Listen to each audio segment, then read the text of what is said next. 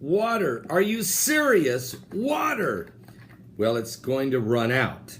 And I'm telling you, it's going to run out. Are you serious? Great famines. The rain will stop in many places of the earth. Jesus prophesied it and said it would happen in the last days. And also the book of Revelation in the 11th chapter, during the prophecy of the two witnesses in Jerusalem, let me read to you this verse. This is what will happen. These have power to shut heaven, that it rain not in the days of their prophecy, and have power over the waters to turn them into blood, and to smite the earth with all plagues as often as they will. Folks, this is coming. And in these last days, the water has turned blood red 23 times in the last 3.5 years. And now we have the worst drought in California. It has been going on now for 3.5 years. Also, there has been a drought of biblical proportions also going on in the Middle East. It's been going on for 3.5 years and no end in sight. Matter of fact, let me read you. I want to thank Vincent Campbell for this report. I also want to thank Burt McGill for the last video we did on the submarine missile by Kim Jong-un in North Korea and other research they've done. A ranking Iranian political figure, Isa Kalinari, recently warned that the past mistakes leave Iran with water supplies. They're going to blame it on somebody else for the insufficient water supply that's up to 70% of the 55 million people. 55 million people out of the 78 million people that live in Iran are having serious water condition situation forcing them. Many have been forced to abandon their native areas and look for water in parts unknown. Many facts are beginning to come true of an apocalyptic prediction that the Iranian Kanatari said. He began to explain that in the Middle East, the largest lake in the Middle East, called Lake Ermaya,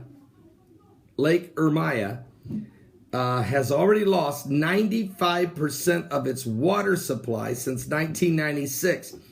It's went from 31 billion cubic meters of water to 1.5 billion cubic meters of water.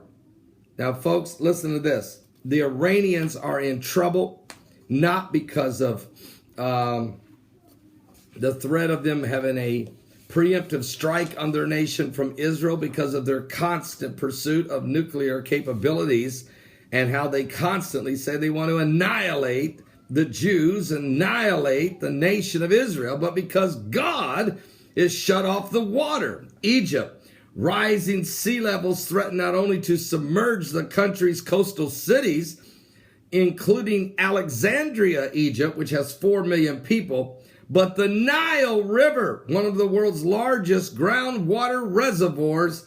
The Ethiopian government has finally woke up and has built a dam called the Renaissance Dam, an Italian architectural masterpiece, which is now in position to turn 80% of the water of the Nile River away from Egypt. But that's a Bible prophecy also. It's found in the book of Isaiah, chapter 19, verse 6. It says, and they will turn the waters away from Egypt. They will turn them away. The only way you can turn them away is with a dam. Now, in Gaza, they're having what's called a hydrological nightmare. The seawater intrusion and the leakage of sewage has made 95% of their coastal water unfit for human consumption.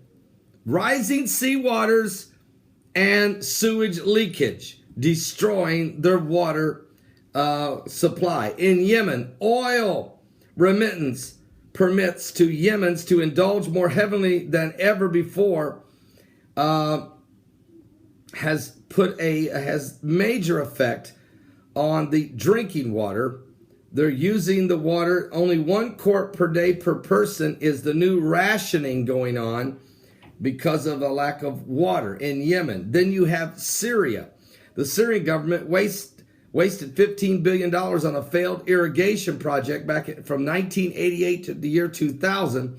And between 2002 and 2008, nearly all of the 420,000 illegal wells went dry because of lack of water, lack of rain. And then there's Iraq. Experts foresee the Euphrates River. The waters are drying up, which is exactly what the Bible said in Revelation chapter 16, verse 12. Already, the Mosul Dam, one of Iraq's largest, at one time had been overtaken by ISIS, only to be taken back by the Kurds. But still, at this moment, there is severe water shortages in Iraq, and it seems, and there's no end in sight. So what I'm telling you is that the water supply of the Middle East, the entire Middle East, it is absolutely, they're in a crisis with water supply, except Israel. It's incredible, but Israel has an abundance of fresh water. The Dead Sea is going way down, but the Dead Sea's 3% or 33% salt water, and nothing grows there anyway.